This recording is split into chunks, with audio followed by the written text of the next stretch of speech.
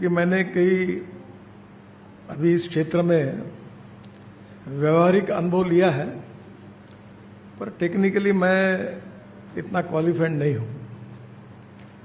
पर आप जैसे अनुभवी लोगों के साथ डिस्कशन करने के बाद कुछ बातें जब समझ में आती है तो उसको इम्प्लीमेंट करने की मैं कोशिश करता हूँ। मेरे जीवन में 1975 में मैं HSC मैट्रिक परीक्षा में जब स्कूल में पढ़ रहा था, वो 75 यानी इमरजेंसी लगने का साल था। स्वाभाविक रूप से मैं इमरजेंसी के खिलाफ आंदोलन करने के लिए उसी समय सरकार से लड़ाई लड़ने के लिए भूमिगत रहकर फिर ओपनली कार्य करता रहा, और उसका एक बुरा परिणाम मेरे जीवन में हुआ कि मेरे परिवार वालों की इच्छा थी कि मैं इंजीनियर बनूं, पर ये दुर्लक्ष्य करने के कारण परीक्षा तो मैंने दी और मुझे 52% मार्क मिले,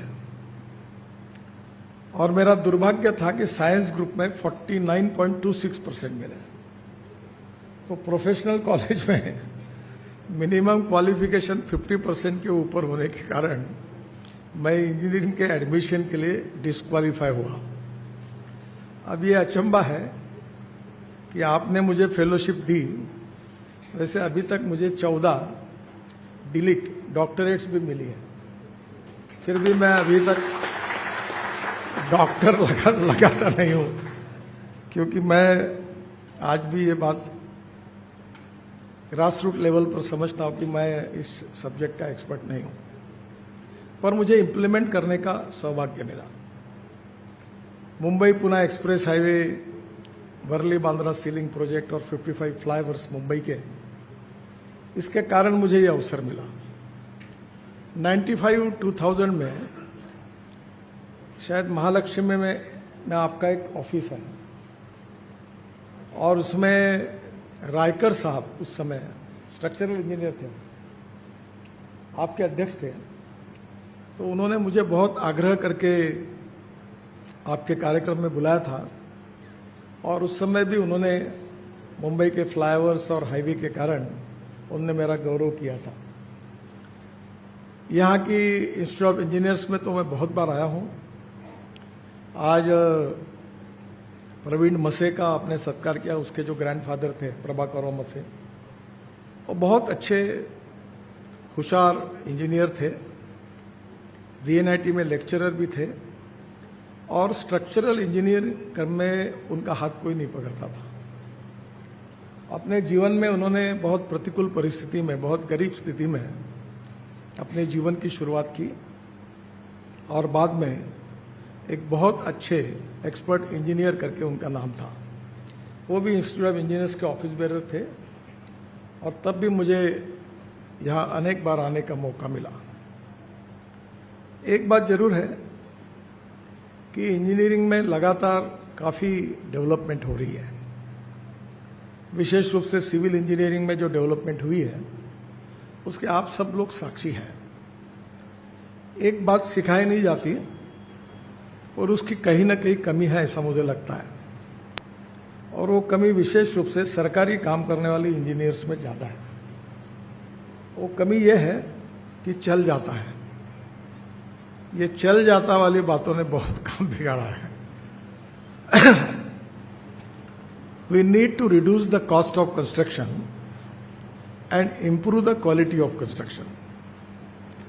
दुर्भाग्यवश क्वालिटी ऑफ कंस्ट्रक्शन के बारे में, बाकी तो कारण अनेक है, हम लोग भी उसके लिए जिम्मेदार हैं, पॉलिटिशियंस, मंत्री, पर इंजीनियर्स जो है उनके इंजीनियरिंग के इथिक्स के हिसाब से उन्होंने कोई भी काम क्वालिटी स्टैंडर्ड्स के नीचे नहीं होना चाहिए, ऐसा काम करना चाहिए।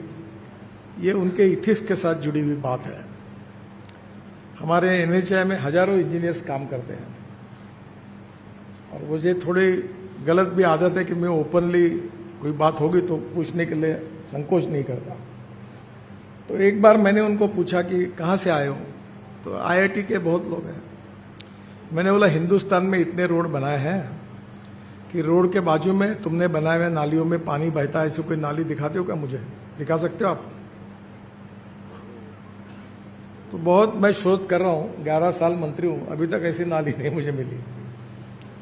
इतनी घटिया क्वालिटी की नालियाँ बनाते हैं। तो मुझे समझ में आया कि इसको प्रीकास्ट को अभी हमने मैंडेटरी किया। अभी जीआर निकला है कि 100% हमको प्रीकास्ट करेंगे। कंपाउंड वॉल, जो एक्सप्रेस हाईवे एक्सिस कंट्रोल, और ये सब आईआईटी के इंजीनियर हैं। तो मैं जब राजस्थान में हमारा जामनगर से अमृतसर हाईवे का निरीक्षण कर रहा था, तो एक कुत्ता दौड़ते हुए आया और उसने कंपाउंड वॉल से छलांग मार के रोड में घुसा।